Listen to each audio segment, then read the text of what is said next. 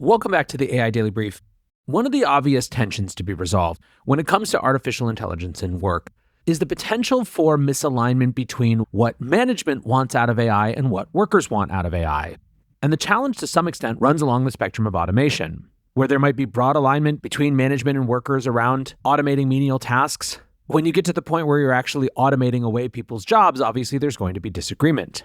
Now, a new study from Stanford has taken a novel approach to AI disruption at work by just straight up asking workers what they actually want.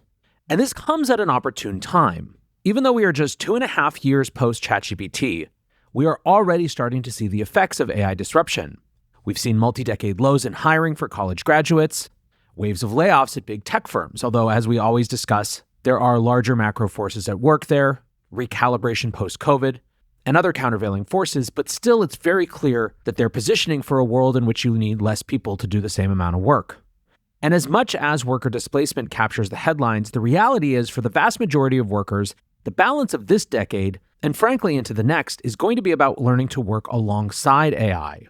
And given that, Stanford researchers from the Stanford University Human-Centered Artificial Intelligence Lab, HAI, interviewed more than 15,000 workers across more than 100 occupations to uncover which tasks they thought AI could handle and where AI replacement would actually be harmful. Now, alongside the survey, researchers also talked to around 50 AI experts to better understand the current capabilities of AI and how they line up with the desires of workers. This resulted in a huge range of insights in where the opportunities lie for AI at work, and some of the pitfalls for startups looking to address this space.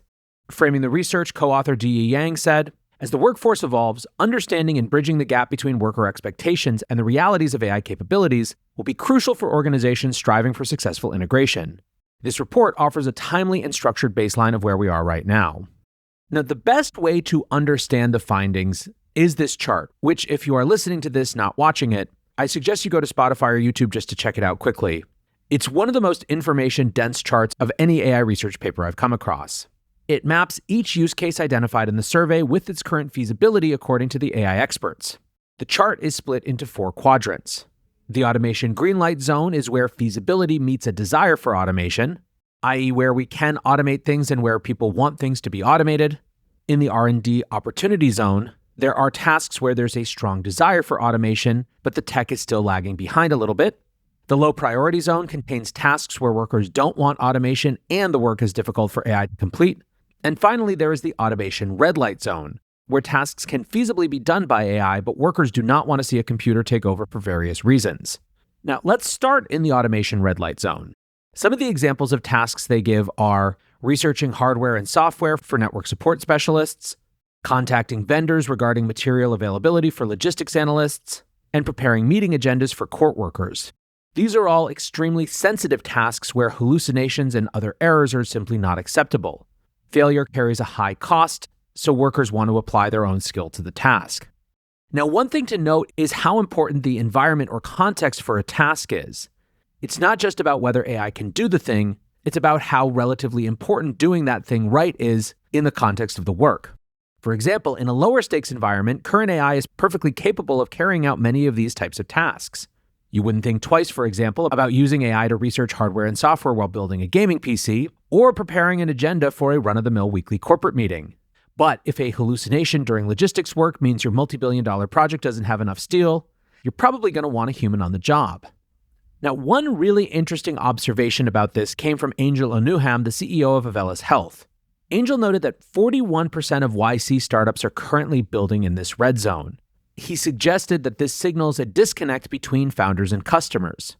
They might see a certain workflow, think that AI can easily carry it out, but fail to understand why workers in that specific context might not want AI anywhere near that particular job. Now, Angel points out that the obvious reason for this is that this is just where the average youth and inexperience of a young startup founder runs into the reality of the real world. If you don't actually have deep domain knowledge, you might not realize that the task in that particular industrial context is more significant than that task in other types of contexts. Now, ultimately, where YC is building is secondary, I think, to the larger part of the study, but it is an interesting outcome to be able to better map where different startup opportunities lie as well.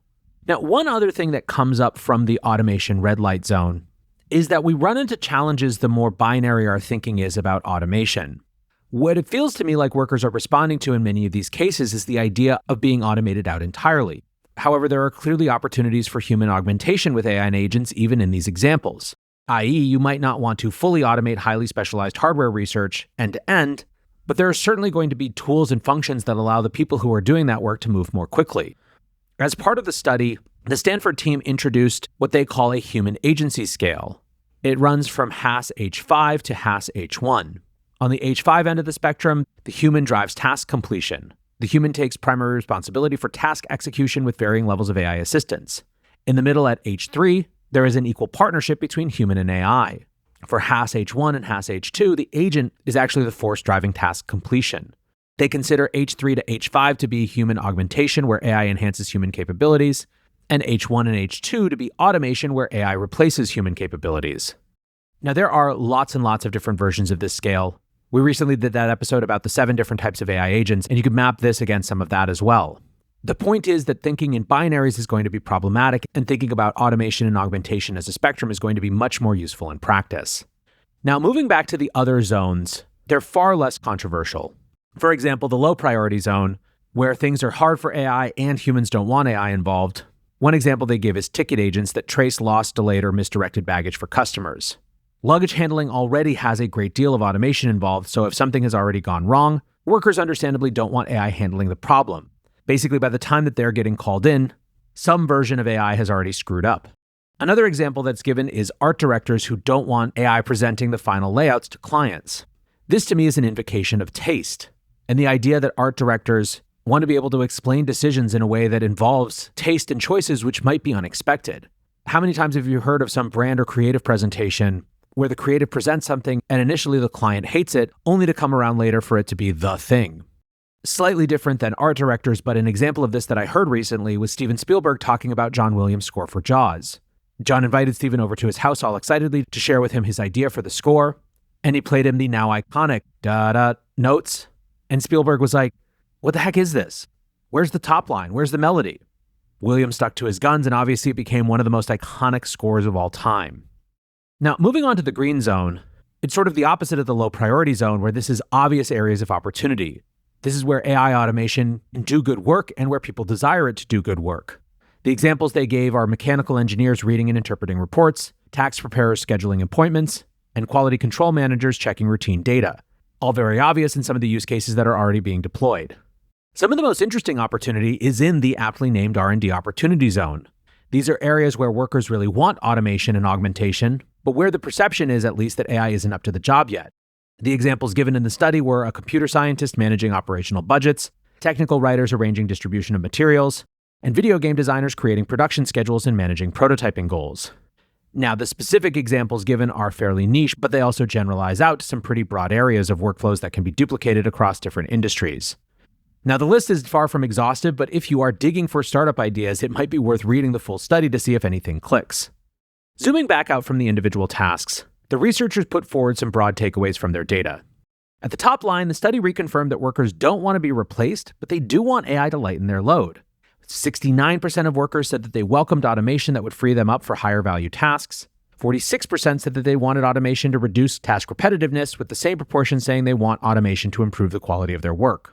Only 2% of workers said that they wanted full automation that requires no human input, while 35% said that they wanted to see automation with human oversight at key junctures, and 45% said that they wanted a roughly equal partnership between human and AI work on automated tasks. The study also revealed that workers are pretty positive about AI adoption as long as they have a stake in how it happens. Respondents had positive attitudes towards AI augmentation for 46% of tasks overall. The key concern also wasn't job replacement, with just 23% of respondents listing that as their fear. Instead, 45% of respondents said that they had a lack of trust in AI accuracy, capability, or reliability. Basically, workers don't want to be saddled with AI tools that they didn't have a choice in and don't do the job well. The researchers also drew some conclusions about which skills would be valued in the future. They believe that data analysis, currently one of the highest paid skills, is in for a big correction lower as AI takes over. The skills they believe will be more highly valued, on the other hand, were associated with management, including organizing or planning work and training others. To take the broad strokes, they believe that tasks that require a high level of expertise but are relatively formulaic are going to be devalued. Things like process monitoring in industrial settings. By the same token, soft skills that involve effective communication and empathy are going to be much more highly valued. Again, co-author D.E. Yang said, an increased emphasis will be placed on skills that require human interaction and coordination. Now, one of the big contentions of the paper was that the opinions of workers really matter in guiding the AI overhaul of the workplace.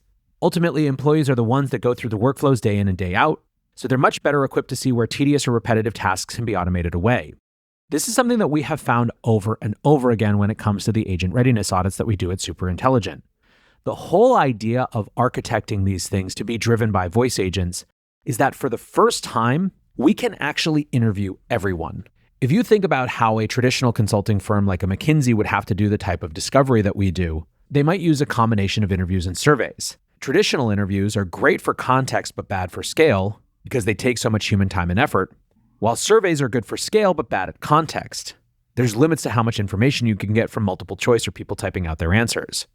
Voice agents that can actually interview everyone across an organization all at the same time is a totally new capability unlocked by AI that allows us to get incredibly rich data from the ground up across the entire organization. What we tend to find is that our biggest value is not some blistering insight around agentic use cases. It's the fact that when we suggest a use case, we're adding pull quotes from Mary in accounting, Steve in marketing, and Jenny in sales that all point to that same reality. In other words, it's not really Superintelligent that's making agent recommendations. It's the people who are at the company who are closest to the work. Now, even if the world moves to a model where worker opinions are deeply valued around AI adoption, there are still going to be challenges. The inescapable reality is that as agents get more capable, there are going to be buckets of tasks that get so fully automated that it will implicate certain people's jobs. My humble suggestion is that the more that management can do now to engage and incorporate worker voices from up and down the organization, the better able to navigate those complexities they're going to be as those realities come up. Pretending those things aren't happening is not the answer. Getting people involved in the remaking of their own organization seems to me to be a much better path. I think studies like this one go a long way to helping us get more granularity and specificity around some of these questions. So great work to the team at Stanford who led this project. And thanks, of course, to you guys for listening or watching. That's going to do it for today's AI Daily Brief. Until next time, peace